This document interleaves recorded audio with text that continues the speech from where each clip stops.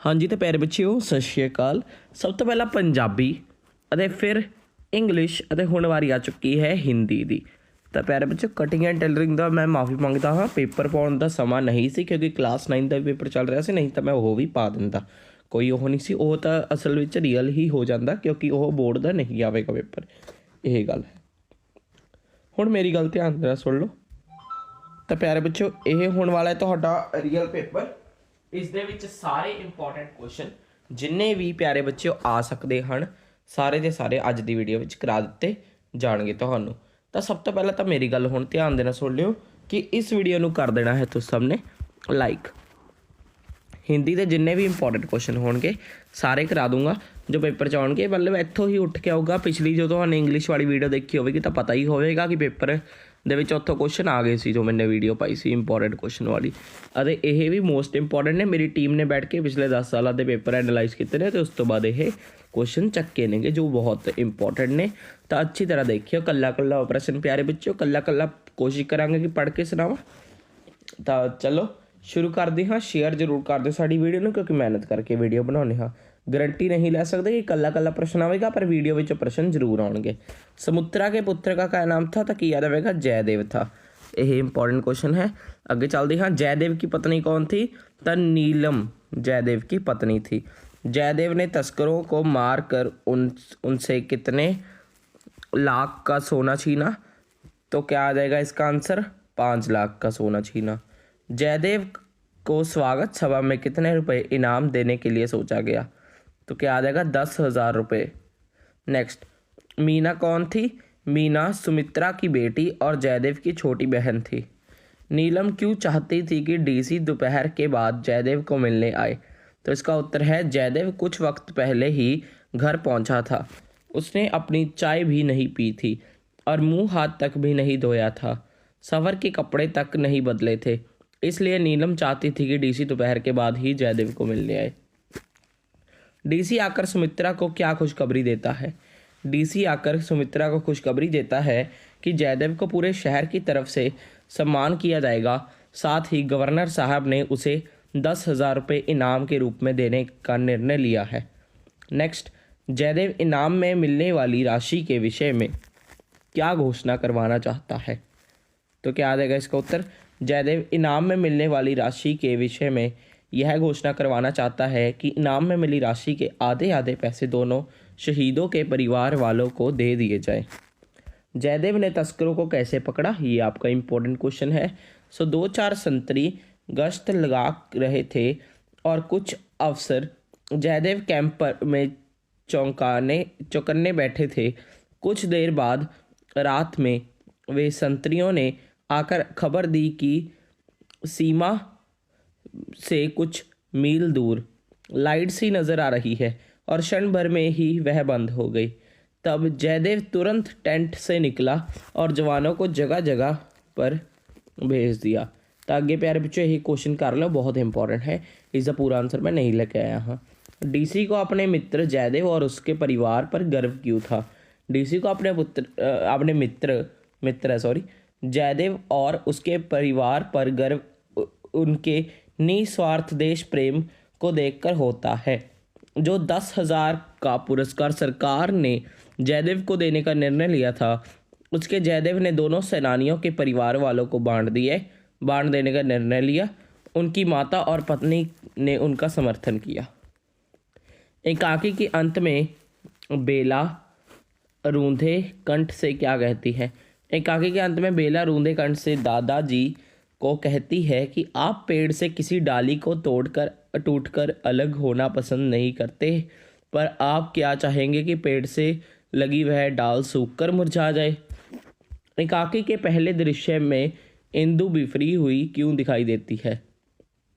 इंदु नई बूहा बेला से इंदु नई बहू बेला से हुई कहा सुनी से बिफरी दिखाई देती है। इंदु बड़ी बहू से कहती है कि नई बहू अपने मायके और अपने सामने किसी को कुछ गिनती नहीं है। उसने मिश्राणी को काम से हटा दिया है और पूछने पर कहने लगी कि उसे काम नहीं आता।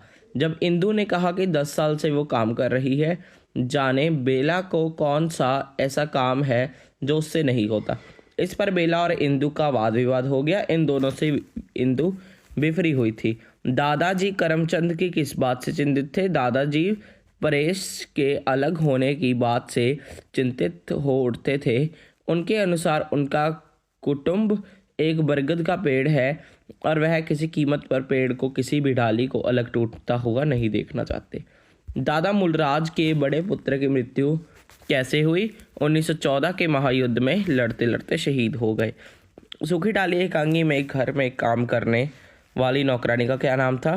तो क्या आ जाएगा? रजवा। बेला का मायका किस शहर में था? लाहौर शहर में था। दादाजी की पोती इंदु ने कहाँ तक शिक्षा प्राप्त की थी? तो प्राइमरी स्कूल तक शिक्षा प्राप्त की थी। सूखी डाली एकांकी में दादाजी ने अपने कुटुंब की तुलना किससे की है? तो महान पेड़ से की है। श्री गुरु नानक देव जी की रचनाओं के नाम लिखो। श्री गुरु नानक देव जी की रचनाओं के नाम है, ये लिखे हुए हैं सभी, आसा दीवार, सिद्ध घोष्ट, पट्टी, दक्षिणी ओंकार, पहरे तिथि, बारहमाह, सुचज्जी कुचज्जी, आरती आदि। नेक्स्ट हज तक प्यारे बच्चों सबसक्राइब नहीं किया है साडे चैनल ਨੂੰ कर दिओ, लाइक नहीं किया इस वीडियो ਨੂੰ ਉਹ भी कर दिओ। चलो अगे बढ़ते हाँ। तो श्री गुरु नानक देव जी के जन्म के संबंध में भाई गुरदास जी ने कौन सी तुक लिखी? श्री गुरु नानक देव जी के जन्म में संबंध में भाई गुरदास जी ने लिखा, सुनी पुकार दातर प्रभु गुरु नानक जगत जग माही पठाया। श्री गुरु नानक देव जी का जन्म कब और कहाँ हुआ? 1469 ईस्वी में यानी 1469 ईस्वी में जिला शेखुपुरा के तलवंडी नामक गांव में हुआ। यह स्थान अब पाकिस्तान में है और ननकाना साहब के नाम से जाना जाता है। लेखक को ठेले पर हिमालय शीर्षक कैसे सूझा? ठेले पर हिमालय शीर्षक लेखक को बहुत आसानी से मिल गया। एक दिन वह अपने दोस्त के साथ पान की दुकान पर खड़ा था कि तभी ठेले पर बर्फ़ की सीलें लादे हुए बर्फ़ वाला आया। ठंडी चिकनी चमकती बर्फ़ से भाप उठ रही थी। वे क्षण भर उस बर्फ़ को देखते रहे, उड़ती हुई भाप में खोए रहे और खोए खोए से ही बोले, यही बर्फ़ तो हिमालय की शोभा है। और तत्काल शीर्षक मेरे मन में कांद गया, ठेले पर हिमालय। सूरज के डूबने पर सब गुमसुम क्यों हो गए थे? सूरज के डूबने पर सब चुपचाप ऐसे गुमसुम हो गए कि मानो सबका सब कुछ छिन गया हो या शायद सब कुछ मिल गया हो, जिसे अंदर ही अंदर सहेजने में सब आत्मलीन हो या अपने आप में डूब गए हों। नेक्स्ट, कोसानी कहाँ बसा हुआ था? सोमेश्वर की घाटी के उत्तर में ऊंची पर्वतमाला बिल्कुल शिखर पर कौसानी बसा हुआ था। सदाचार का तावीज़ पाठ में छिपे व्यंग का स्पष्ट कीजिए। सदाचार का तावीज़ पाठ में एक व्यंग के माध्यम से यह समझाया गया है कि भ्रष्टाचार को कोई भी तावीज़ रोक नहीं सकता। सदाचार व्यक्ति की अपनी ईमानदारी का परिणाम है और जब तक समाज में परिस्थितियां में सुधार नहीं होता तब तक भ्रष्टाचार से मुक्ति नहीं मिल सकती। नेक्स्ट बढ़ते हैं। साधु ने सदाचार और भ्रष्टाचार के बारे में क्या कहा? साधु ने कहा, भ्रष्टाचार और सदाचार मनुष्य की आत्मा में होता है। विधाता जब मनुष्य को बनाता है तब किसी की आत्मा में ईमान की कल फिट कर देता है और किसी की आत्मा में बेईमानी की। इस कल में से इंसान या ईमान या बेईमानी के स्वर निकलते हैं, जिन्हें आत्मा की पुकार कहते हैं और आत्मा की पुकार के अनुसार ही आदमी काम करता है। तावीज़ किस लिए बनवाए गए थे?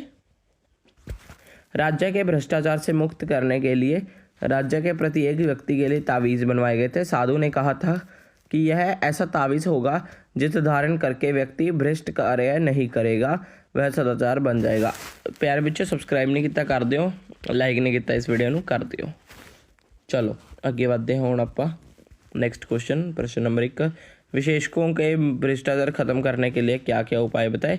विशेषकों ने बताया कि भ्रष्टाचार मिटाने के लिए राजा को व्यवस्था में परिवर्तन करने होंगे, भ्रष्टाचार के मौके मिटाने होंगे।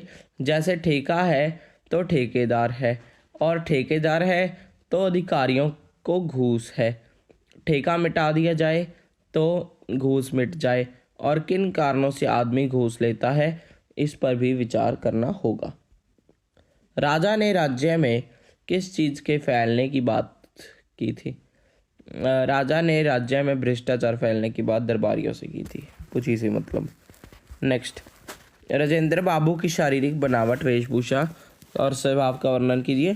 तो प्यारे बच्चों, ये खुद पढ़ सकते हो तुम, ये वाला तो खुद अपनी गाइड च लभ रहे, ये पूरा नहीं लेके आया मैं, बस इन्ना की चक के लेके आ चुका, नहीं तो इन्ना का लिखते हो कोई चक्कर नहीं, मार्क्स थोड़े मोटे घट मिलने पर। राजेंद्र बाबू की पोतियों का छात्रावास में रहना कैसा था? राजेंद्र बाबू की पोतियों का छात्रावास में रहना बहुत साधारण था। वे खादी के कपड़े पहनती थी जिन्हें वे स्वयं ही धोती थी। उनके साबुन, तेल आदि का व्यय भी सीमित होता था। कमरे की सफाई, झाड़ पोंछ, गुरुजनों की सेवा आदि भी उनके अध्ययन के आवश्यक अंग थे। राजेंद्र बाबू को लेखिका के प्रथम बार कहाँ देखा था? राजेंद्र बाबू को प्रथम बार लेखिका ने पटना स्टेशन पर देखा था।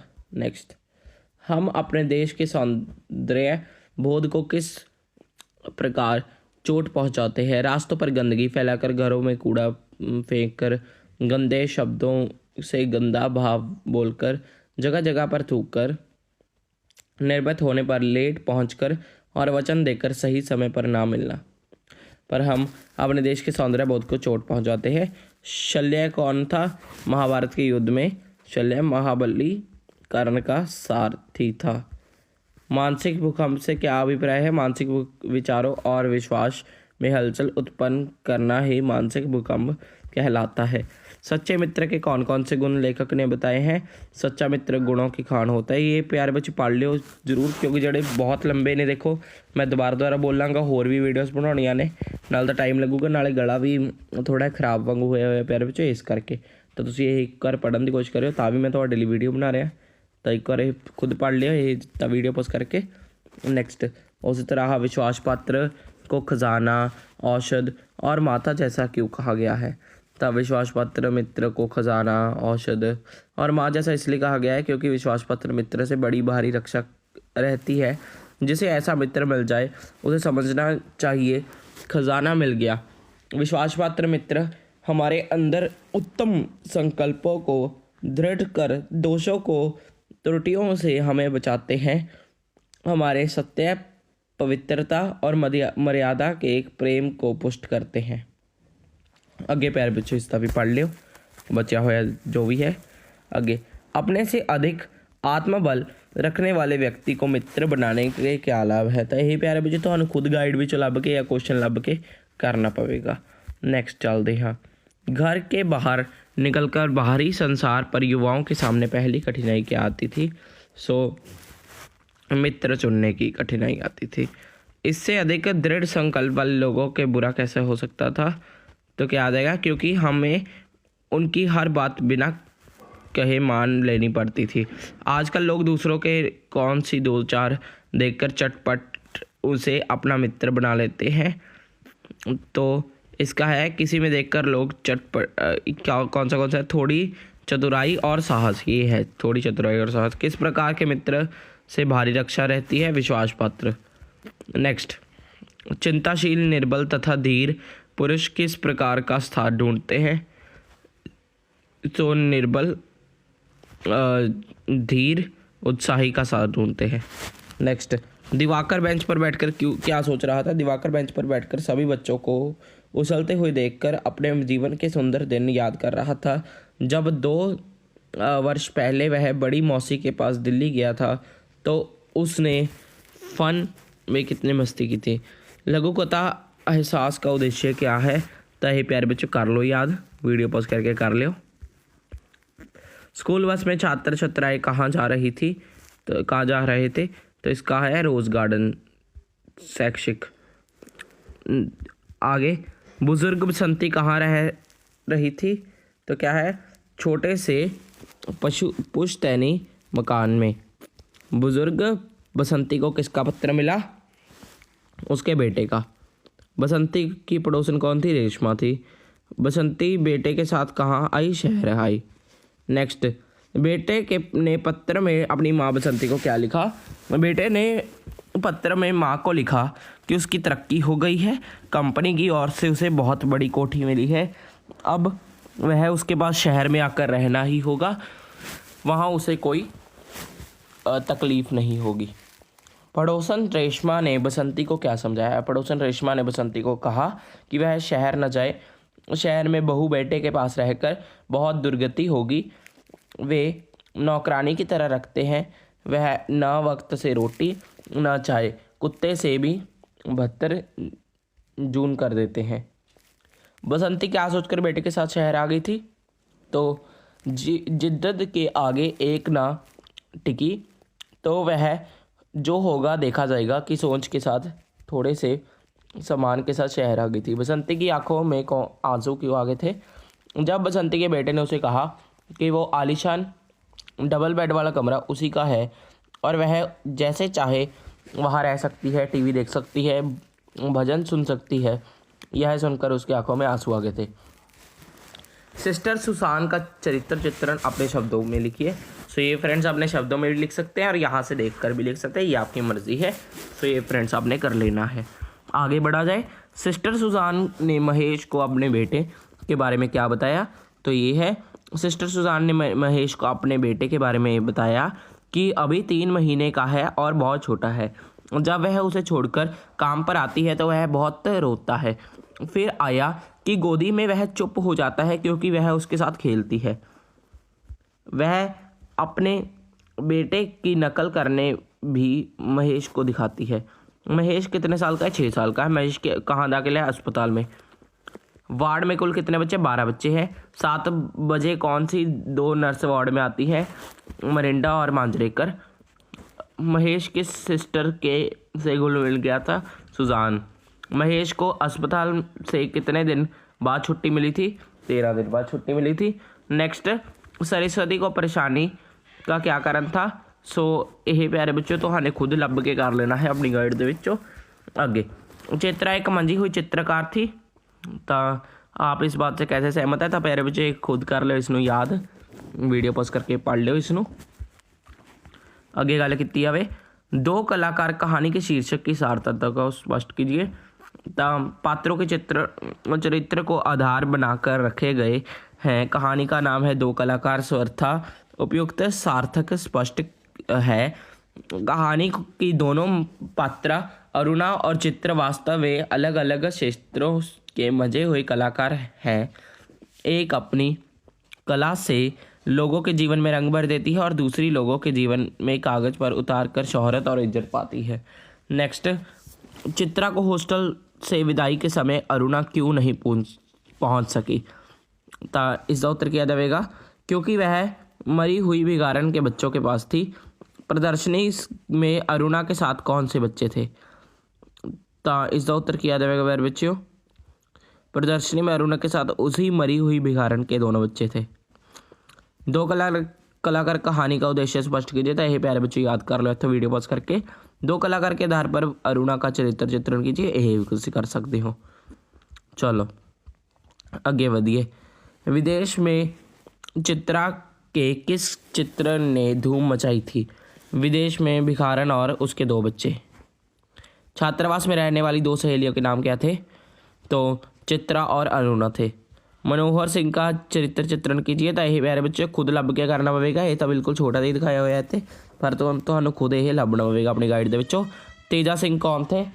तो तेजा सिंह गांव में ही रहने वाले 15-16 वर्ष के एक बालक था। मनोहर सिंह ने अपने नीम के पेड़ को गिरवी क्यों रखा? मनोहर सिंह को एक बार खेती करने की इच्छा हुई। उसने ठाकुर से भूमि लगान पर ली और उस पर खेती की, लेकिन दुर्भाग्य से उस वर्ष वर्षा नहीं हुई और खेती भी सूख गई। ठाकुर को जब लगने लगा कि पैसे ना मिले तो उसने मनोहर सिंह का नीम का पेड़ ही गिरवी रख दिया। तेजा सिंह कौन था?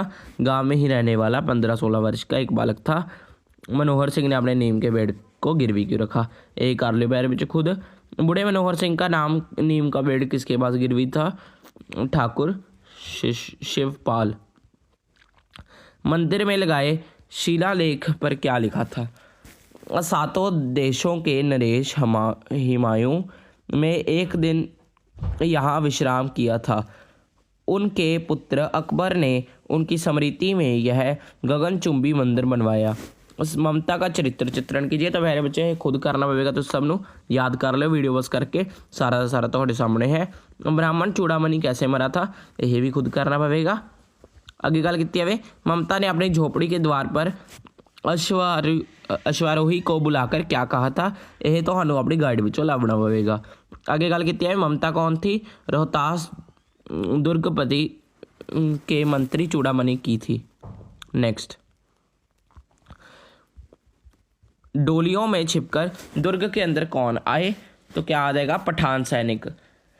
ममता रोहतास दुर्ग छोड़कर कहाँ रहने लगी, तो ममता राज्य छोड़कर काशी के उत्तर धर्मचंद विहार मौर्य और गुप्त सम्राटों के कीर्ति खंडरों में चली गई और तपस्विनी बन के रहने लगी। ममता ने झोपड़ी से किसने आश्रय मांगा, ममता से झोपड़ी में मुगल सम्राट हुमायूं ने आश्रय मांगा। नेक्स्ट, सबकी बातें सुनकर जड़ क्यों मुस्कुराए, तो सबकी बातें सुनकर जड़ मुस्कुरा पड़ती है क्योंकि पत्ते, डाल, फूल जो अपने को श्रेष्ठ सिद्ध करने में लगे हैं, वे नहीं जानते कि उन सब का जीवन आधार केवल जड़ के ऊपर ही है, उसी के कारण उनकी सत्ता है। जड़ का इतिहास क्या है, जड़ का इतिहास यही है कि धरती के अंदर पड़ी रहती है पड़ी रहती है और वह निष्क्रिय है।